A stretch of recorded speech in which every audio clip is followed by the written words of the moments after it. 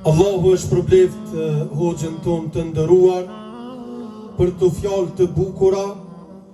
Lusë Allahun e lartë madhruar që të jenë të dobishëm për zemra tona e të jetë hajrë pas kësaj ligjërate, që të ketë dobi ata të cilët nuk janë prej namazlive, me ja dhonë besën Allahut Azza wa Jall, me e falë namazin, pasi që Allahu Azza wa Jall na ka ndëruar me xhami.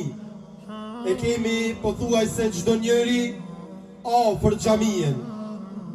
Mundësia është për çdo njeri me dalë në xhami, t'ja dhojmë fjalën dhe besën Allahut Azza wa Jall, që t'i përgjigjemi muezinit kur t'na thret hayya ala salah, hayya ala falah, e janë në shpëtim, e janë në namaz.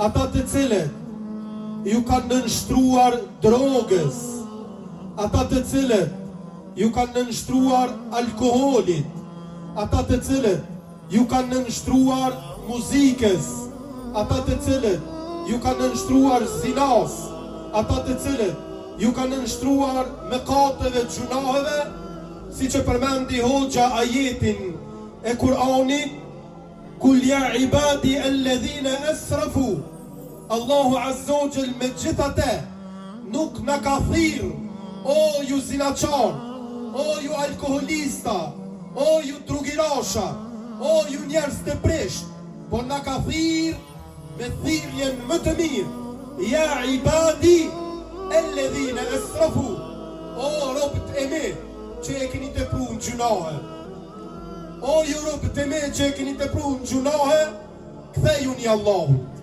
bendojuni Allahut, nga sa Allahu ju pranon. Ka thonë pejgamberi alayhi salatu wassalam, e është hadith kutsi që është fjala Allahut Azza wa Jall, por nuk është Kur'an. Ka thonë nëse gjunahet e tua e kanë mri kupën e qiellit, Allahu Azza wa Jall t'i fal nëse ti kthehesh, e për Allahun nuk është vështirë. Andaj ktheju Allahu, ktheju rrugës të Allahut Azza wa Jall, që Allahu t'jetë i kënaqur me ty, edhe na duhet të jemi të kënaqur me Allahun, nga se krejt këto të mira që na i ka dhonë, krejt këto bereqete e këto mirësi që na i ka dhonë Allahu Azza wa Jall, jam prej ati. E pasi jam prej Allahut, duhet me falendëru. Dijemi se edhe nëse në gjilpëra e madhërojmë dhe e falendërojmë dhe e qismi kokën për Allahun, nuk i kemi dalë në skej. Për ata qatë që ka kalyp Allahu, qatë që përgjëgjju. Nuk ka kërku shumë, ka kërku prej teje 5 herë mi u përgjigjë Allahut Azza wa Jall, me ndëru babën, me ndëru nanën, me ndëru familjen parefisin, me ndëru kojshin, me ndëru vllaut, me ndëru motrën, me ndëru njerëzit në përgjithësi.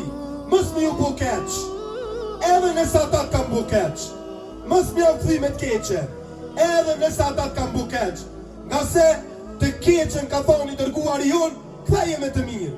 Ka thonë pejgamberi alayhi salatu wassalam, nëse e ke bo një vepër të keqe, pasoje me një vepër të mirë, Allahu me ta falë. Nëse dikush t'ka bo keq, ktheja me të mirë, nga se mira jotë ka mundësi që të jetë shkak për përmirësimin e dikujt. Allahu na bëj shkak që njerëzit me veprat tona me e njoft Allahun Azza wa Jall. Mos na bëj Allahu Azza wa Jall që për shkak neve, për shkak punëve tona të liga, njerëzit me lanë rrugën Allahut Azza wa Jall. Allahu na fal, Allahu na udhëzoj, Allahu na forcoj, Allahu na bashkoj në dinin e tij.